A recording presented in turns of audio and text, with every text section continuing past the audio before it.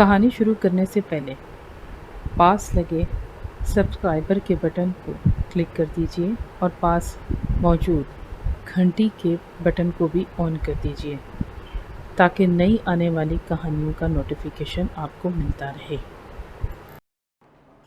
अस्सलामु अलैकुम सामईन, उम्मीद है कि आप लोग अपनी ज़िंदगी में चुस्त, तंदुरुस्त और शाद होंगे।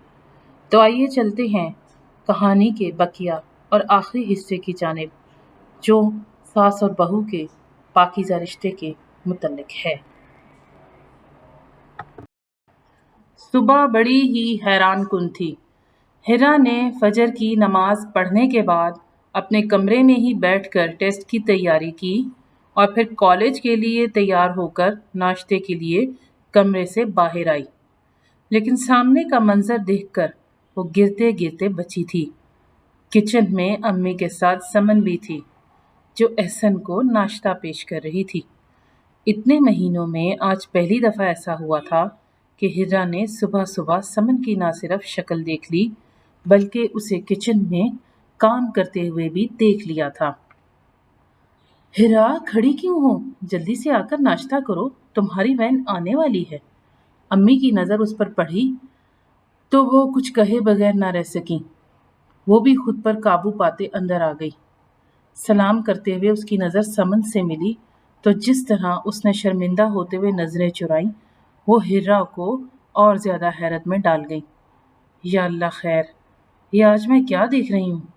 ऐसा लग रहा है जैसे मैं कोई ख्वाब देख रही हूँ।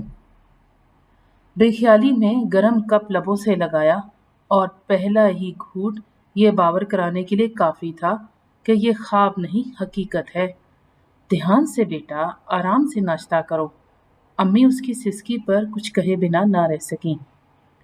शाम को हिरा चाय का कप लेकर आम के दरख्त के नीचे रखी कुर्सी पर बड़े आराम से बैठ गई।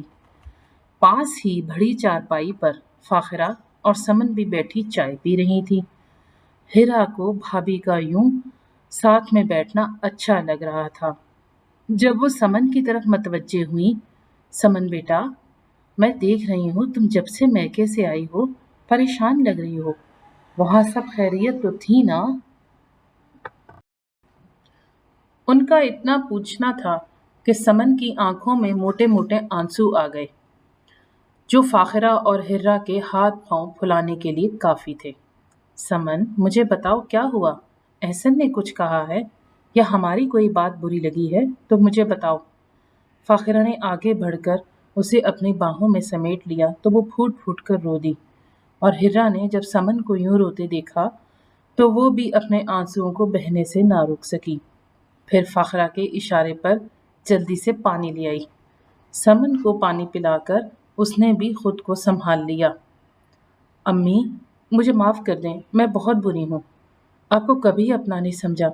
अपने इर्द गिर्द सास नंदों के जुल्म के किस्से सुनकर आपको भी उन जैसा समझ बैठी और शुरू से ही अपने और आपके दरमियान फासला रखा।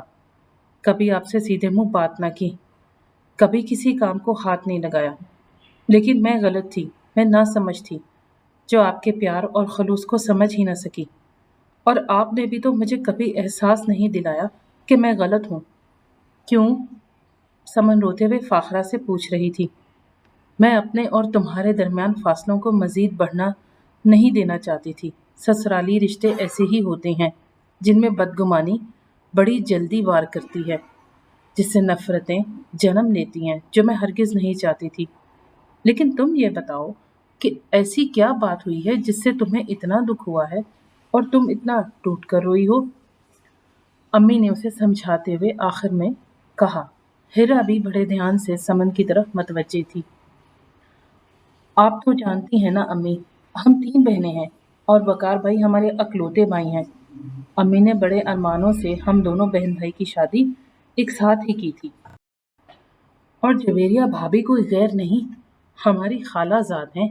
लेकिन उनका रवैया शुरू से ही अम्मी और बहनों के साथ ठीक ना था। पहले यूं ही छोटी छोटी बातों पर तकरार होती, और अब नौबत जहाँ तक आ पहुंची है कि वो वकार भाई को लेकर अलहदा होना चाहती हैं। मुझे सब जानकर बहुत दुख हुआ, लेकिन जब अम्मी ने भाभी को मेरी अच्छाई की मिसाल दी तो मुझे लगा کہ मैं अपनी जगह पे खड़ी ना रह सकूंगी। मेरी अम्मी भाभी से कह रही थी कि समन भी तो है ना अपने ससुराल में, देखो अच्छे तरीके से निभा रही है, अपनी सास और नन के साथ रह रही है, उनके दरमियान आज तक झगड़ा नहीं हुआ, लोग उनके घर के सुकून की मिसालें देती हैं। तो मुझे यूं लगा कि मैं गहरी नींद से जागी हूँ। अच्छी बहू, ये खिताब मुझे किसी ताने की तरह लगा। मैं अपनी अम्मी को क्या बताती कि भाभी ससुराल में मेरी तरह ही रह रही हैं। मेरे यहाँ अलैदगी की नौबत इसलिए नहीं आई कि आपने कभी मेरी ज़ात पर कोई एतराज़ नहीं किया, वरना मैं भी कब की एहसन को लेकर अलहदा हो चुकी होती। मैं नहीं जानती कि मेरे मैके में आगे क्या होगा, झगड़ा ख़त्म होगा या मज़ीद बढ़ेगा, लेकिन मुझे ये एहसास ज़रूर हो गया कि मैं गलत थी।